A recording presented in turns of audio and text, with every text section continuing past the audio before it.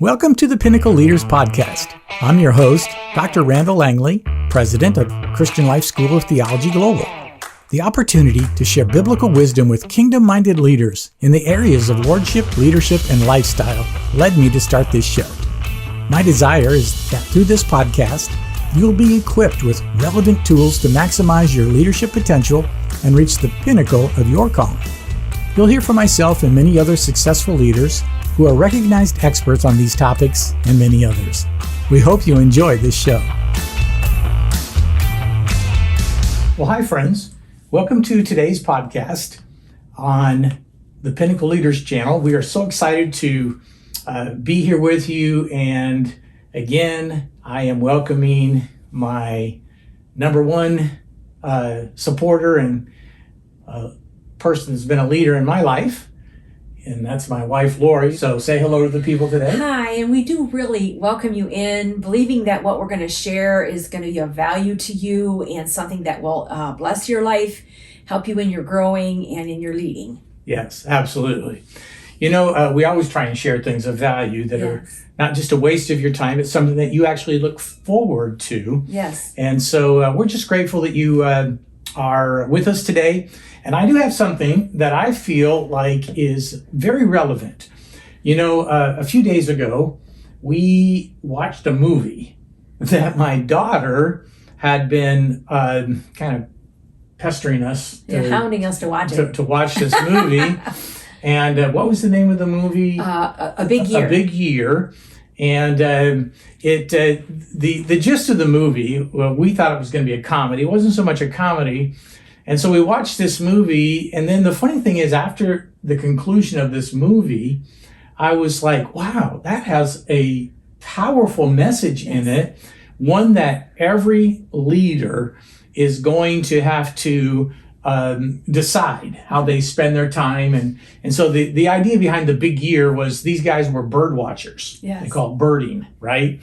And each man kind of set off to record the biggest number of species. Yes, of birds. Right? That they could record. And at the end of the year, they were the birder of the year, I guess, by the Audubon Society.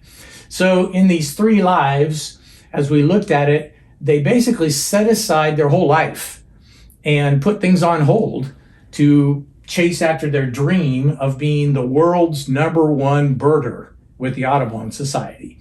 And as we watched this, I came to the conclusion, wow, they gave up a lot. Yeah.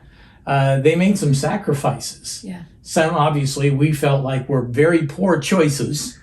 But it got me thinking about this, we're going to share with you today, and this will be part 1, and we'll do part 2, a follow-up to this. But years ago, I heard this teaching by Dr. John Maxwell, and it's called 10 Tradeoffs Worth Making. 10 Tradeoffs Worth Making. Yes. And the idea behind that is, as a leader, trade-offs are going to be on our journey. We are always going to be faced with this concept of trade-offs. In other words, you never gain something without trading it for something else. Right. So when we say 10 trade-offs, we don't mean 10 compromises. We mean that you've got to be willing to make certain sacrifices to maximize your potential and walk in the fullness of your leadership calling. So if we were to ask you, what is the key to going to the next level as a leader, right? What's the key to going to the next level as a leader? That's a very good question, and a question that many would struggle to answer. Maybe we would say it, what's the greatest obstacle that you will face once you begin achieving your goals and working towards, fulfilling your destiny and fulfilling your purpose? So here's the underlying thought that I want you to hang on to. It's the ability to let go of something that you have so that you can reach forward to something new. Because one of the greatest obstacles, and I think it was I think it was Rick Warren that I first heard say this. One of the greatest detriments to tomorrow's success is today's success. Or we've often said it like the greatest enemy of the best is good. Right. And so sometimes things are good. There's a popular TV commercial on right now called Good Enough, right? Mm-hmm. Well, that's good enough. Well, that's good enough. And of course, the idea is good enough is not good enough. And this is a lifestyle decision for a leader, is that when you have something good, are you willing to let go of that which is good? Trade off So that you can reach forward to that which is genuinely the best. And we're believers, we're Christ followers, mm-hmm. and we have a relationship with Jesus. And what we've discovered is that the best is always yet to come. God's always leading us on a progression toward life's purpose. And John Maxwell also said life is a journey, right? Not a destination. Enjoy the journey. Yeah. And so God's so good that he takes us forward, but in the process, and we've experienced this in our life so many times, we've had to let go of things that were very good. Yes. And that can be a real challenge, to see the trade-off in front of you and be willing to make it. I'm convinced that many people have not walked in the fullness of their potential and calling because of fear, because of insecurity, because of maybe a lot of different reasons. Mm-hmm. They came to a place where they could no longer release what they had so that they could move forward to what God had for them in their future. Yes. If we don't walk forward holding everything that God has given us to that point in our lives with an open hand. Yeah. We have to have an open hand. So that when he asks us to trade off, right, we're willing to do it. So here's a question that as a leader you have to ask yourself on a regular basis. What's the next level worth? What's it worth? In the silly movie that we were referencing, they traded off some quality of life for achieving a dream that they had, but they sacrificed a lot along the way, and clearly it wasn't worth it. Right. So we're not saying that you just frivolously let go of what you have and just do something different, but these are moments that every leader, you arrive at these moments and you have to pray through them and make sure that your trade-off is worth it. Right. 10 trade-offs right. worth making. Maxwell also teaches a very helpful principle. He called it pay now, play later. Okay. That we all pay something in life. Anything that we get will exact a price from us. It costs something, right? And the longer we wait to pay, the greater the price. Come on, say that. The longer we wait to pay, the greater the price. All right. So again, a successful life it involves trade-offs. So if you want to be a better leader, then get ready to make some trades. Okay? Yeah. And so we want to jump right into this and get into 10 trade-offs worth making. If you're driving and listening to this, maybe you'll want to go back and write them down. We'll put information in the show notes for you. But here we go. You ready? Yes, I'm ready. All right. The first trade-off is we have to be willing to trade affirmation for accomplishment. Trade affirmation for accomplishment. All right. All right? Mm-hmm. What do you have to say about that? I think that's a challenge when I was reading through this again. Of course, we've seen this material before. It's been very powerful for us, but I love affirmation, and I think I'm coming in more and more to realize that about myself. Yeah. Affirmation for me, maybe it's not just because I'm a woman, but I think because of the way I'm wired, I value affirmation, and I almost want to say I need it. Yeah. So to be willing to trade affirmation for accomplishment, talk to me. Yeah. Well, I mean, let's be honest. This is difficult for most of us. Affirmation does play a role in our lives. And if you're a leader, affirming those around you is something that you need to do on a continual basis. So get good at that. However, what we're talking here is where a person's need for affirmation and the approval of others is greater than their ability to give that up to move forward. To accomplish what God wants. To accomplish the goal, to accomplish the mission. Right. Right? It's human nature to desire and want affirmation. And again, we're not saying affirmation is a bad thing. We're just saying that affirmation, be careful with it, because if you're not cautious, affirmation can actually be a tool that keeps you stuck. And affirmation can't be the goal. Right. So affirmation and approval are the byproduct. They're not the goal. Okay. So moving forward to achieve the goal, to be on mission, and you're affirmed on the journey is good, right? So you have to ask yourself this question regularly. Do you want to be loved more than you want to lead? Wow. And see, that's, again, we're talking about, these are very real issues. Yes. And we've seen them played out. We've had to walk them out ourselves in our journey of leadership. And all the leaders that I coach and the leaders that I mentor, this is a discussion that we have, because leaders make decisions that aren't always popular. And you can see this from a biblical perspective. You can read classic works on leadership. And it was decisions often made in times of crisis that we look back on now and say, well, they were a great leader. But what they often had to do was give up being liked or give up being loved for the sake of doing what they believed was right. In leading. So they were trying to accomplish a higher purpose.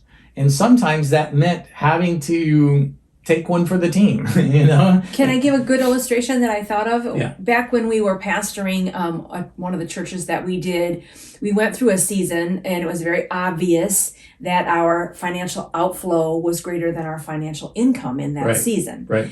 And I remember you had to sit down and look at the big picture and realize we cannot go for an extended time here paying out more than we're taking in. Right. It's not going to work. And you ended up having to lay some people off.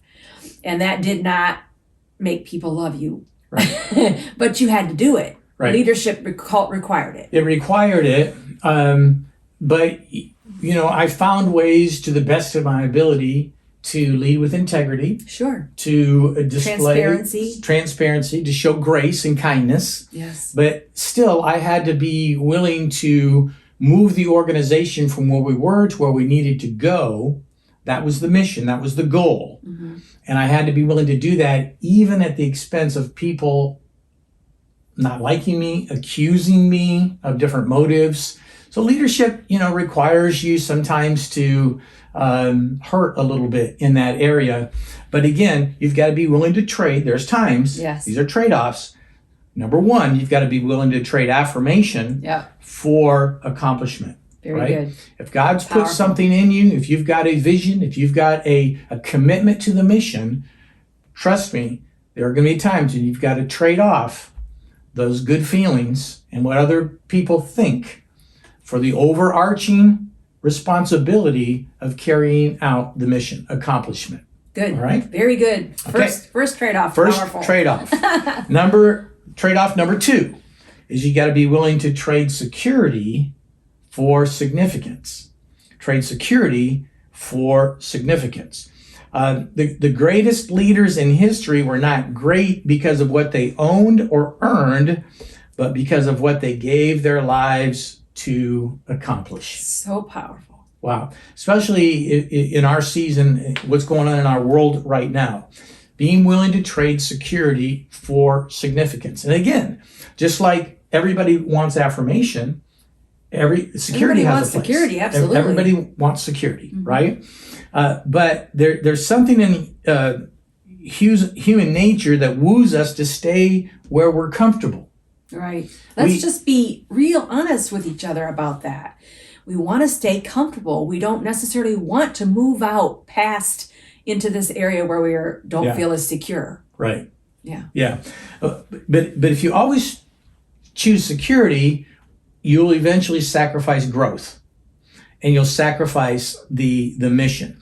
In Bob Buford's book, Halftime, he talks about that you come to this place in your life around halftime where you make a decision to start living beyond the immediate, right? Right. He calls it the key to the second half of your life is becoming aware of not success, but significance. Yes.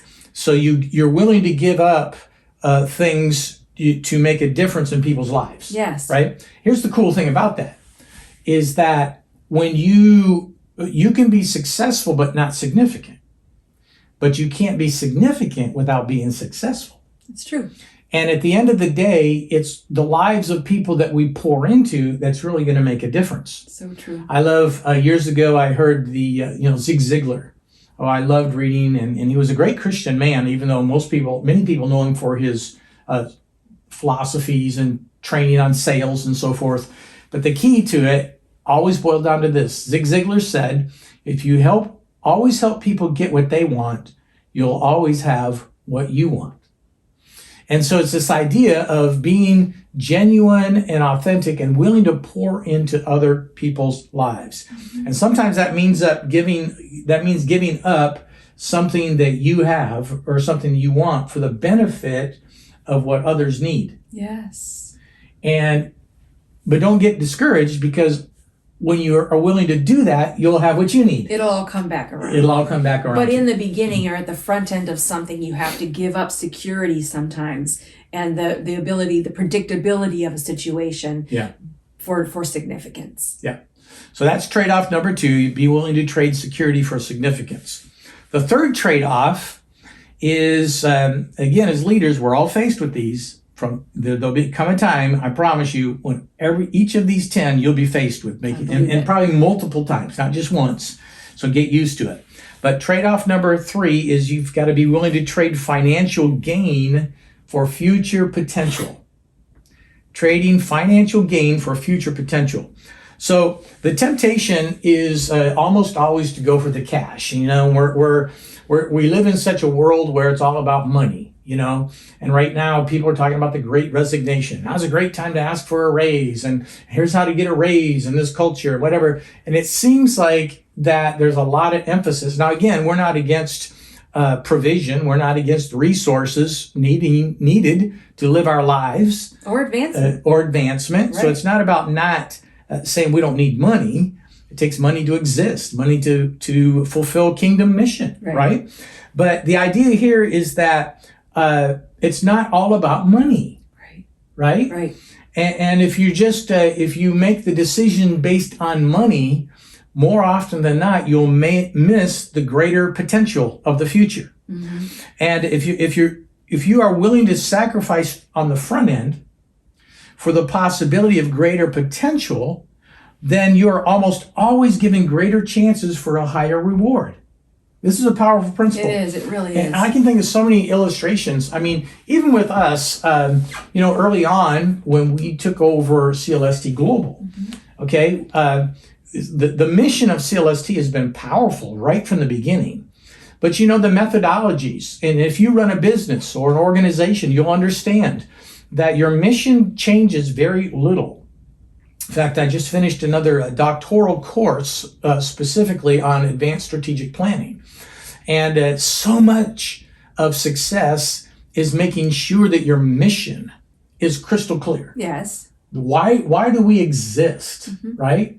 Why did God put us here? What are we all about? And once you have missional clarity, then you're free to strategize around that clarity. Mm-hmm. But here's the thing, is that sometimes when you go through life, your mission will change very little, but the methodologies and strategies and things, they change. Right? Mm-hmm.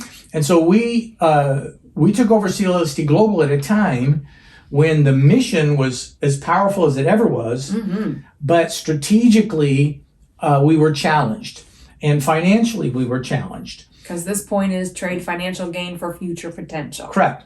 And so again, we had to make some decisions. Yes. In fact, we had to get some of our own skin in the game. Yes. A significant amount that we invested in because we saw the future. And we believe when you say skin, you mean money. I mean money, right? Because we felt like God We were aligned with his purpose and his calling. And so I even had people ask me, why would you do that? I'd just move on. And I'd say, because this is what God has called us to. Right. And we had a vision. We had a dream for how we could reach the nations and influence leaders all over the world. We knew before we ever walked into that season in 2013 that God had clearly said to us, CLST Global is a tool for the end times. It's a worldwide global tool for the end times and for the season that's ahead. So we didn't feel we could just walk away from CLST Global for financial reasons. Right. So it was the opposite was true, actually. It was the impetus to us investing what we did, the skin in the game, to walk in those initial years and make it work. Right. But we clearly were at a crossroads where we had to consider this trade-off. Yeah. We had to be willing to trade financial gain because there was a lot of other things that we could have gone and done and could have made it about the money. And in our life, we've had several opportunities. But what's always interesting is we've had so many people come to us and say, why are you here? Or you should have this, or you could have so much bigger. And most of the time we'd say, well, we're here because this is where we believe God called us. Right. And we will not be moved and motivated on the basis of money. Right. We've got a bigger purpose than money. Now, we've always found the provision of God. We've always found the blessing of the Lord by walking and living according to this principle. So all I'm saying is that be willing to trade financial gain for future potential. Because if you don't, you might have some immediate financial, uptake in your life. But what are you giving up down the road if you're not willing to make that trade-off?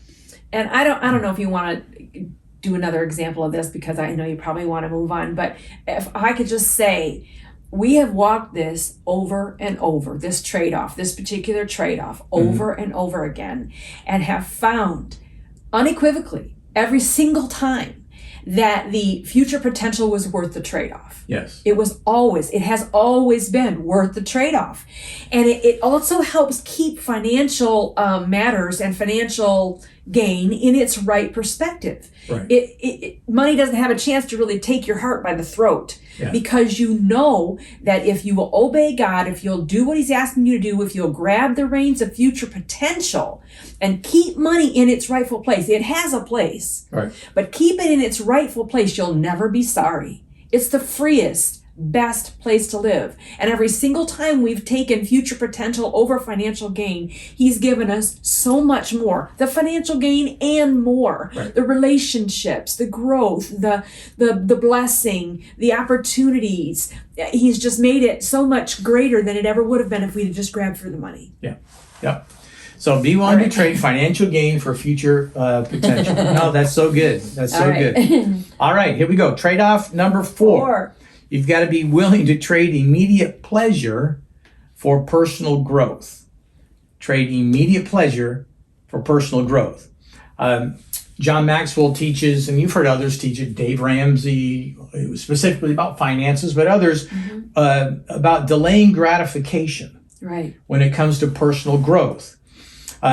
So Maxwell, learned early on, this is one of the things that he taught, was that if you put off pleasures, conveniences, or luxuries in order to pursue personal growth opportunities, you'll never regret it. You'll never regret it. In other words, we were talking a little bit about this yesterday.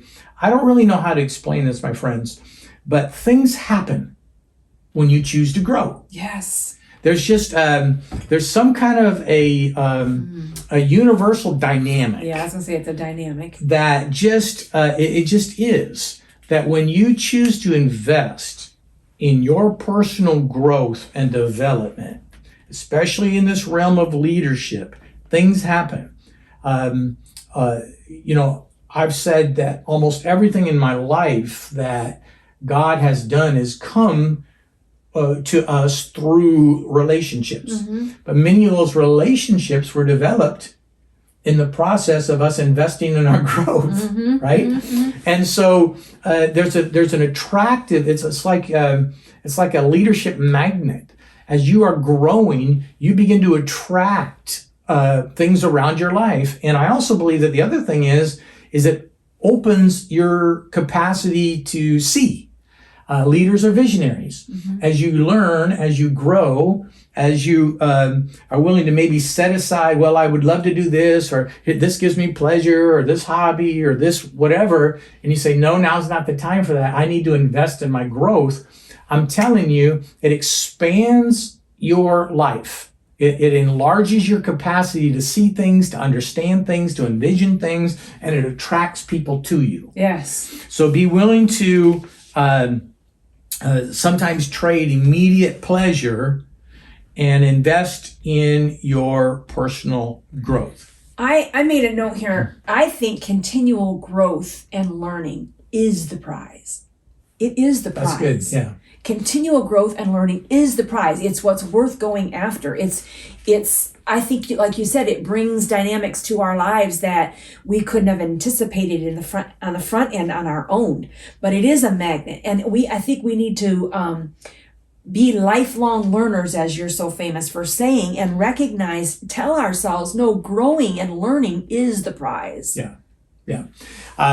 One of our spiritual daughters, that we call somebody that we've mentored for many years, recently reached out to me and said she wanted to go back and start taking more classes, of course, through CLSTG Global, which we believe has some of the most amazing Bible college classes in the world.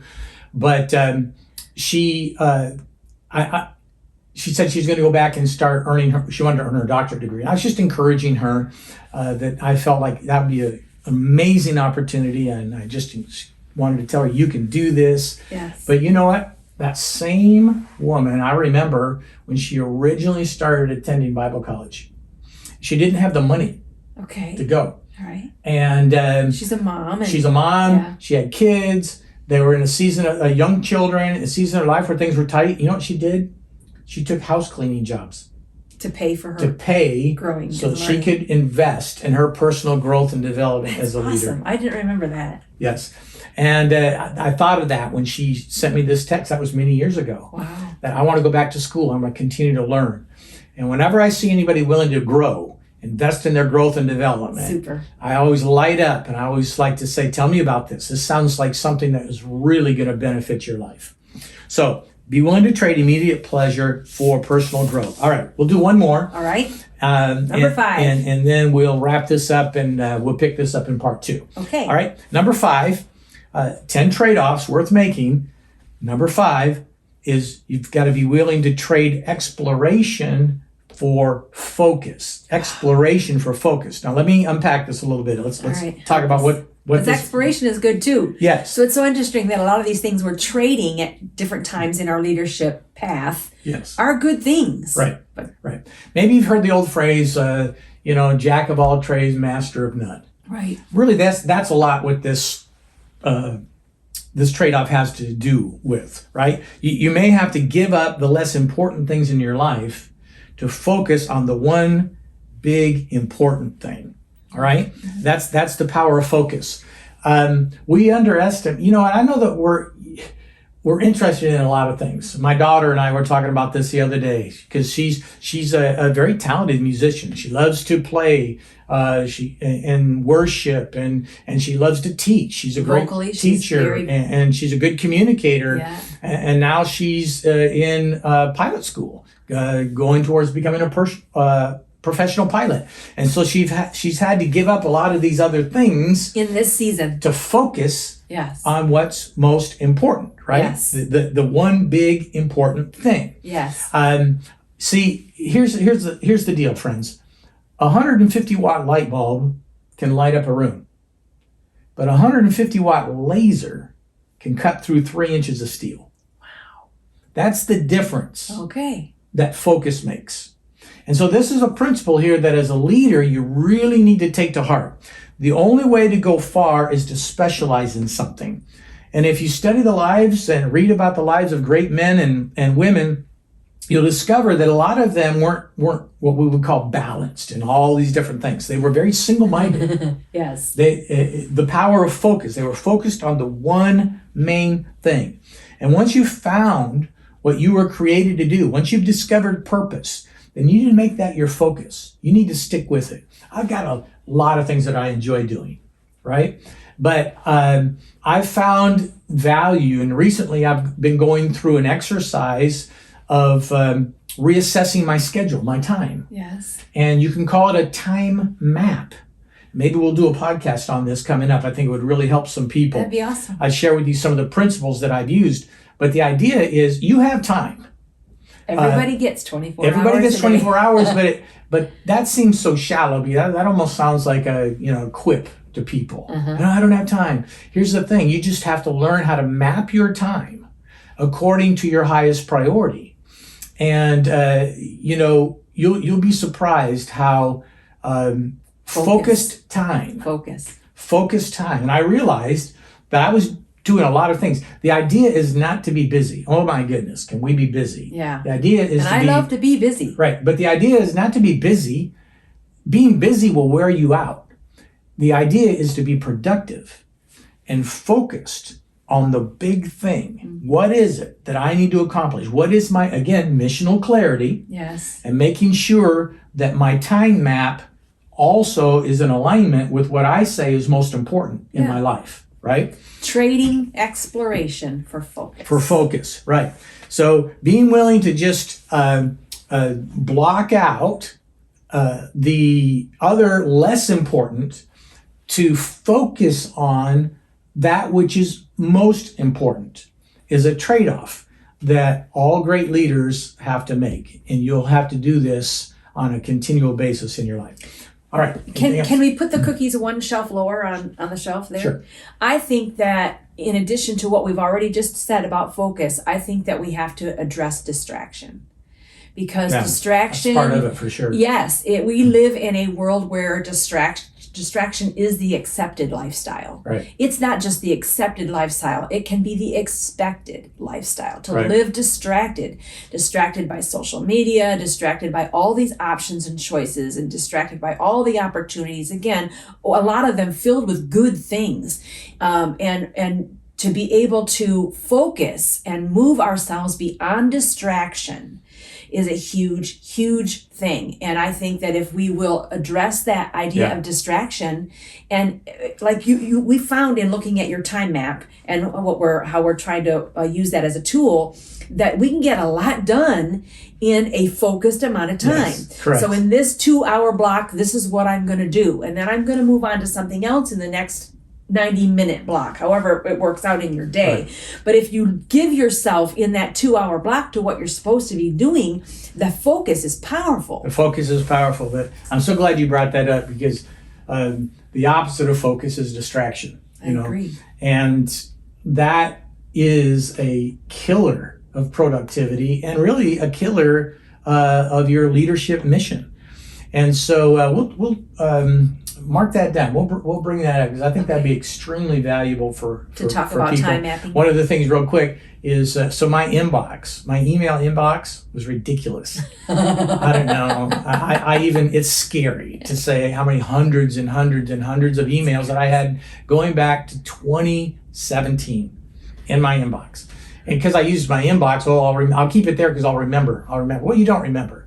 And how to get to 0 in your inbox, which I thought, okay, that's impossible. I can't get it, but you can. It wasn't a dream you could. Right. I couldn't wrap my head around it. Okay. I said that's a pipe dream, maybe for somebody else, but not for me. But learning how to be organized and how to create the environment of focus will just launch you forward in productivity. And that's so important as a leader. There's nothing worse than just being busy and wearing yourself out and feeling like you are not accomplishing what matters most. And so that's a part of this. Be willing to trade exploration for focus. Awesome. All right, let's pray over you and bless you. And then hopefully we'll see you back here for part 2 in just after a short while. You want to close out in prayer? Yes, Father, we thank you so much for what you're doing in these leaders' lives, the way that you've been so faithful. Will continue to shepherd them, showing them the path forward, giving them tools like we've laid out today, and these trade-offs worth making, that they can tweak and they can adjust and they can grow and they can flourish and thrive.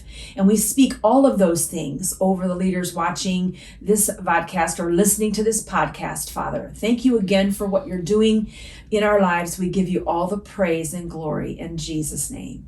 Amen. Amen. All right, friends. Until next time, God bless. Thanks for listening to the Pinnacle Leaders Podcast. This show can be found on Apple Podcasts, cpnshows.com, or wherever you listen to podcasts.